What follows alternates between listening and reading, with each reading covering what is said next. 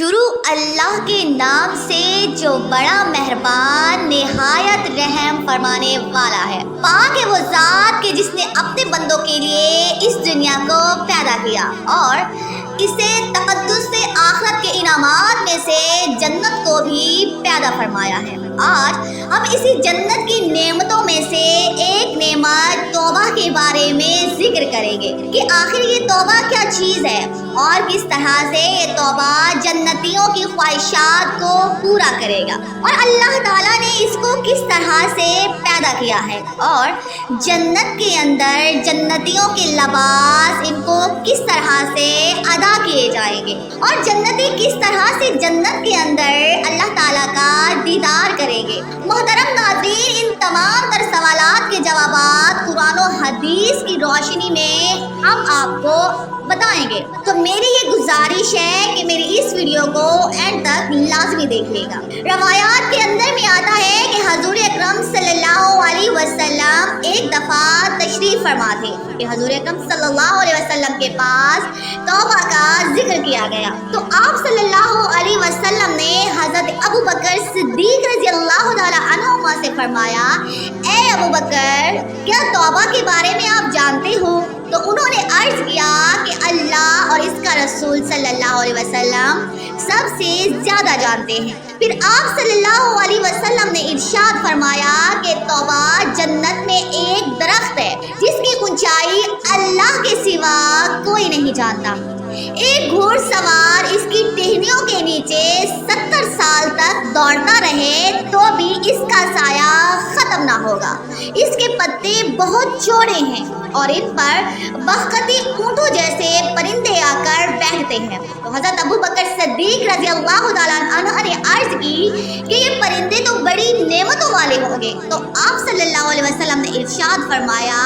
کہ ان سے زیادہ نعمتوں والے انہیں کھانے والے ہوں گے اور تم بھی انہیں کھانے والوں میں سے ہوگے۔ اور مسند احمد میں ہے کہ ایک شخص نے کہا، اے اللہ کے رسول صلی اللہ علیہ وسلم، جس شخص نے آپ صلی اللہ علیہ وسلم کو دیکھ لیا اور آپ پر ایمان لایا، اسے مبارک ہو۔ تو آپ صلی اللہ علیہ وسلم نے ارشاد فرمایا، ہاں، اسے بھی مبارک ہو اور اسے 2 گنا مبارک ہو جس نے مجھے نہ دیکھا اور مجھ پر ایمان لایا۔ چنانچہ ایک شخص نے عرض کیا، اے اللہ کے رسول صلی اللہ علیہ وسلم، یہ توبہ کیا چیز ہے؟ تو آپ صلی اللہ تعالیٰ علیہ وسلم نے ارشاد فرمایا، جنتی درخت ہے جو 100 سال کی راہ تک پھیلا ہوا ہے۔ جنتیوں کے لباس اس کی شاخوں ہی سے نکلتے ہیں۔ اور حضرت سیدنا ابن عباس رضی اللہ تعالیٰ عنہما سے مروی ہے کہ آپ رضی اللہ تعالیٰ عنہما نے ارشاد فرماتے ہیں کہ جنت کی جب پیدائش ہو چکی تو اس وقت اللہ تعالیٰ نے توبہ نامی درخت کو اپنے ہاتھ سے بویا اور اس کے دانے کو اس سے پیدا فرمایا اور بحکم الہی یہ بڑا اور پھیلتا گیا، یہاں تک کہ اس کی شاخیں ساری جنت کے اندر پھیلی ہوئی ہیں اور ہر گھر میں اس کی شاخ موجود ہے اور اس کی جڑوں سے جنتی شہد یعنی شراب، پانی اور دودھ کی نہریں جاری ہیں۔ اور ابن حریرہ رحمۃ اللہ تعالیٰ علیہ نے اس جگہ پر ایک عجیب و غریب اثر کا ذکر کیا ہے۔ چنانچہ وہب بن منبر رحمۃ اللہ تعالیٰ علیہ کہتے ہیں کہ جنت میں ایک درخت ہے جس کا نام توبہ ہے، جس کے سائے تلے سوار 100 سال تک چلتا رہے گا لیکن اس کا راستہ ختم نہ ہوگا۔ اس کی تر و تازگی کھلے ہوئے چمن کی طرح ہے اور اس کے پتے بہترین اور عمدہ ہیں، اس کی خوشبو عنبری ہے اور اس کے کنکر یاقوت کے بنے ہوئے ہیں، اس کی مٹی کا پودا ہے اور اس کا گارا مشک ہے اور اس کی جڑ سے شراب، دودھ اور شہد کی نہریں بہتی ہیں۔ اس کے نیچے جنتیوں کی مجلسیں ہوں گی اور یہ بیٹھے ہوئے ہوں گے جو ان کے پاس فرشتے اونٹنیاں لے کر آئیں گے جن کی زنجیریں سونے کی ہوں گی اور جن پر یاقوت کے پلان ہوں گے اور ان پر سونا جڑا ہوا ہوگا، جن پر ریس میں جولے ہوں گے اور وہ اونٹنیاں ان کے سامنے پیش کر کے کہیں گے کہ یہ سواریاں تمہارے لیے بھجوائی گئی ہیں، لہذا اللہ تبارک و تعالیٰ کی بارگاہ کے اندر حاضر ہو جاؤ اور ان پر سوار ہو جاؤ۔ چنانچہ جب وہ جنتی ان پر سوار ہوں گے تو وہ پرندوں کی پروازوں سے بھی زیادہ تیز رفتار ہوں گے۔ جنتی ایک دوسرے سے مل کر چلیں گے اور وہ خود بخود ہٹ جائیں گے کہ کسی کو اپنے ساتھ سے الگ نہ ہونا پڑے۔ یوں ہی رحمان و رحیم رب کے پاس پہنچیں گے تو اللہ تعالیٰ اپنے چہرے سے پردے کو ہٹا دے گا۔ یہ اپنے رب کے چہروں کو دیکھیں گے اور کہیں گے کہ ان کے جواب میں اللہ تعالیٰ ارشاد فرمائے گا،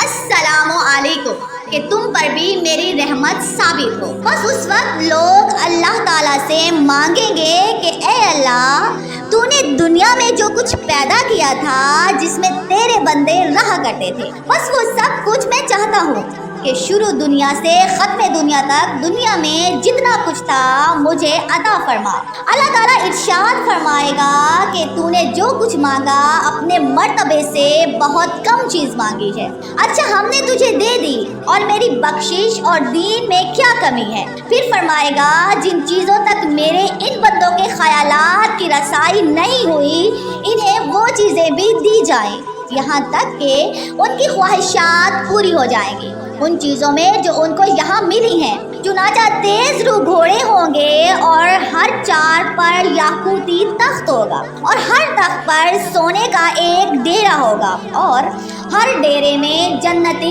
فرش ہوگا جن پر بڑی بڑی آنکھوں والی دو دو حوریں ہوں گی، اور ان کے لباس میں جنت کے تمام رنگ ہوں گے، اور تمام خوشبوئیں ان کے جسموں کے آتی ہوں گی۔ ان کے چہرے ایسے چمکتے ہوں گے گویا وہ باہر بیٹھی ہیں، اور ان کی پنڈلی کے اندر کا گودا باہر سے نظر آ رہا ہو، جیسے سرخ یاقوت میں نور پرویا ہو، اور وہ اوپر سے نظر آ رہا ہوگا، اور ایک دوسرے پر اپنی فضیلت ایسے جانتی ہوں گی جیسی فضیلت سورج کی پتر پر ہے۔ اسی طرح جنتی کی وہ نگاہ کے اندر وہ دونوں ایسی ہی ہوں گی۔ یہ ان کے پاس جائے گا